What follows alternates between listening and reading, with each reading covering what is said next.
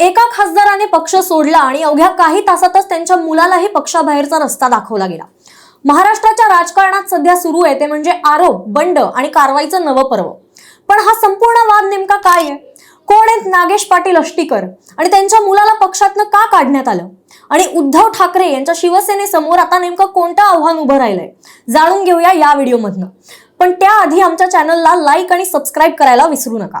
तर गेल्या काही दिवसांपासून महाराष्ट्राच्या राजकारणात शिवसेना उद्धव बाळासाहेब ठाकरे म्हणजेच युबीटी पक्षाची सर्वाधिक चर्चा सुरू आहे।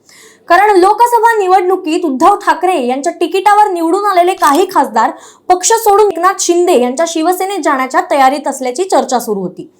सुरुवातीला या चर्चा केवळ अफवा मानल्या जात होत्या, पण नंतर एकामागून एक घडामोडी घडत गेल्या आणि अखेर हिंगोलीचे खासदार नागेश पाटील अष्टीकर यांनी स्वतः शिंदे गटात जात असल्याची घोषणा केली आहे।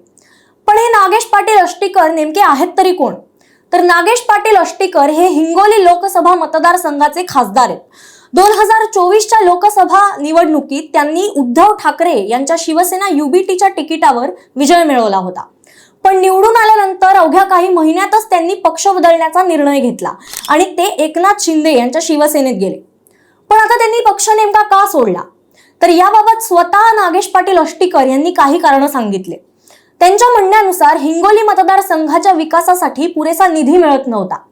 ते म्हणतात की केंद्र आणि राज्य सरकारकडून विकासनामे करून घ्यायचे असतील तर सत्ताधारी पक्षात असणं गरजेचं आहे। विशेषतः संजय राऊत यांच्या टीकेमुळे विश्वास उरला नाही असं त्यांनी सांगितलं। पण त्यांनी एक गोष्ट स्पष्ट सुद्धा केली होती।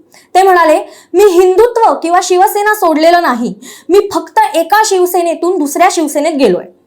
पण आता नांदेड इलेक्शन नंतर त्यांच्या मुलाचं नाव सुद्धा राजकीय चर्चेत आलंय। नागेश पाटील अष्टीकर यांचे पुत्र कृष्णा पाटील अष्टीकर हे सुद्धा उद्धव ठाकरे यांच्या युबीटी मध्ये सक्रिय होते। विशेष म्हणजे जेव्हा नागेश अष्टीकरांनी शिंदे गटात जाणार अशी चर्चा सुरू केली तेव्हा कृष्णा अष्टीकरांनी एक व्हिडिओ मधून मोठं विधान केलं होतं। त्यांनी त्यात स्पष्टपणे म्हटलं होतं की मी कालही उद्धव ठाकरे साहेबांसोबत होतो, आजही आहे आणि उद्याही त्यांच्याच सोबत राहणार।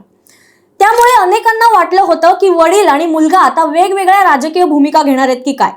पण अचानक सगळं बदललं। काही दिवसांनी नांदेड मतदारसंघाचा विधान परिषदेचा निकाल लागला आणि निकाल लागल्यानंतर काही मिनिटातच शिवसेना युबीटीचे खासदार संजय राऊत यांनी सोशल मीडियावरती एक पोस्ट केली आणि त्या पोस्टमध्ये त्यांनी जाहीर केलं की कृष्णा पाटील अष्टीकर यांना पक्षविरोधी कारवायांमुळे शिवसेना युबीटी मधून तात्काळ हकलपट्टी करण्यात येणार आहे। म्हणजेच काय, तर ज्या माणसांनी काही दिवसापूर्वी आपण उद्धव ठाकरेंसोबत असल्याचं सांगितलं होतं त्यालाच आता पक्षाबाहेर काढण्यात आलं। आता एका बाजूला उद्धव ठाकरे यांच्या पक्षातील काही खासदार शिंदे गटात जात आहेत, तर दुसऱ्या बाजूला पक्ष नेतृत्व कुठल्याही नरमाई दाखवण्याच्या मनस्थितीत नाहीये। संजय राऊत यांनी स्पष्ट शब्दात सांगितलेलं की पक्षविरोधी भूमिका घेणाऱ्यांवरती कठोरात कठोर कारवाई सुरूच राहील। म्हणजे काय, तर युबीटी आता आपल्या संघटनेत शिस्त कायम ठेवण्यावर भर देते असं दिसतंय। या सगळ्या राजकीय घडामोडींमध्ये आणखीन काही खासदार शिंदे गटात जाण्याच्या चर्चा सुद्धा सुरू आहेत। दुसरीकडे उद्धव ठाकरे महाराष्ट्रभर दौरा करण्याच्या तयारीत आहेत। या दौऱ्यात ते कार्यकर्त्यांशी संवाद साधणार आहेत, बंद झालेल्या मतदारसंघांना भेट देणार आहेत आणि आपला पक्ष पुन्हा मजबूत करण्याचा प्रयत्न करणार आहेत। त्यामुळे येत्या काही दिवसात शिवसेनेचं राजकारण आणखी तापण्याची शक्यता आहे।